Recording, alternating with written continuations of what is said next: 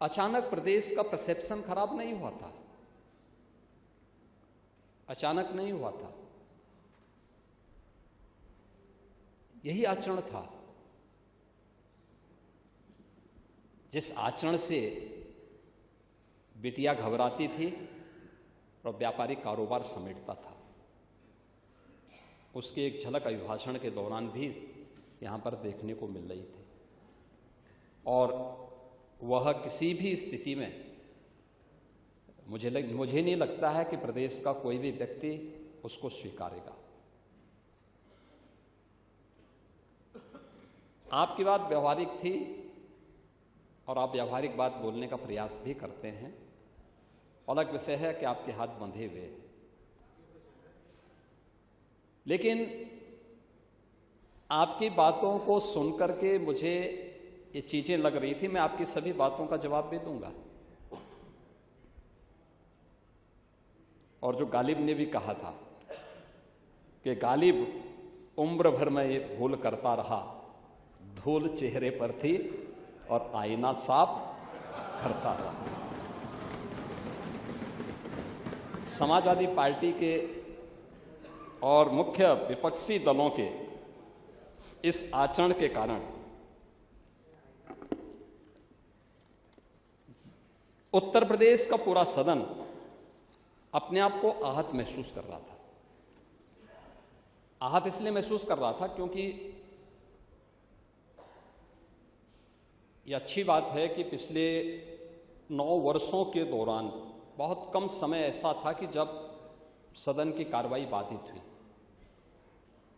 ज्यादातर समय में लोगों ने रुचि ली है और अपनी बात को प्रभावी ढंग से सदन में रखा है और मंत्रियों ने उसका जवाब दिया है, अन्यथा उसका संज्ञान जरूर लिया है। विकास के मुद्दे हों, सुरक्षा के मुद्दे हों, वेलफेयर के मुद्दे हों, ये बिना भेदभाव के सरकार ने समाज के प्रत्येक तबके के लिए दिया। महामहिम राज्यपाल ने जो अपनी बातें इसमें रखी थी, 2-3 बातें उसमें प्रमुख रूप से थी कि 6 करोड़ से अधिक की आबादी को पिछले 8 वर्ष के अंदर सरकार के द्वारा किए गए सतत प्रयास से, डबल इंजन सरकार के द्वारा उन्हें बहुआयामी गरीबी की रेखा से ऊपर किया गया है। ये नीति आयोग के वे आंकड़े हैं जो उन्होंने पूरे देश भर में सरकार के विकासपरक योजनाओं, कल्याणकारी योजनाओं के परिणाम स्वरूप उसके परिणाम सामने आए हैं। इसका मतलब ये नहीं कि उनको इन अन्य योजनाओं से वंचित कर दिया जाए। उनको जो राशन की सुविधा मिल रही है वह यथावत मिलेगी, उन्हें स्वास्थ्य की सुविधाएं जो मिल रही हैं वे यथावत मिलती रहेंगी, शासन की अन्य सभी प्रकार की सुविधाएं वैसे ही मिलती रहेंगी।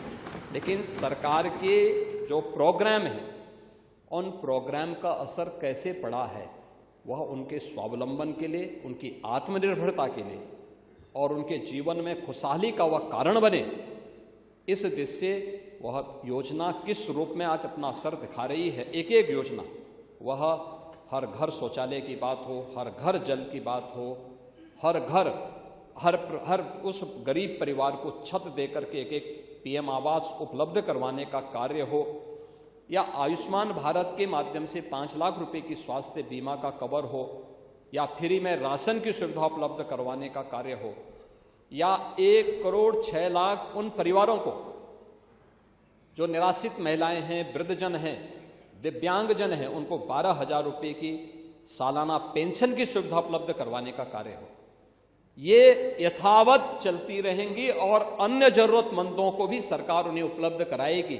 यह सरकार उसके साथ जोड़ रही है, ऐसा नहीं किसी को रोकने के लिए, बल्कि उसमें और क्योंकि उसके परिणाम आ रहे हैं, लोगों ने विकास की इस प्रक्रिया के साथ जुड़ करके उसका लाभ लिया है। सरकार इस बात को लेकर के ही आज इन कार्यक्रमों के साथ उस परिणाम के बारे में भी सदन को अवगत करा रही है। क्योंकि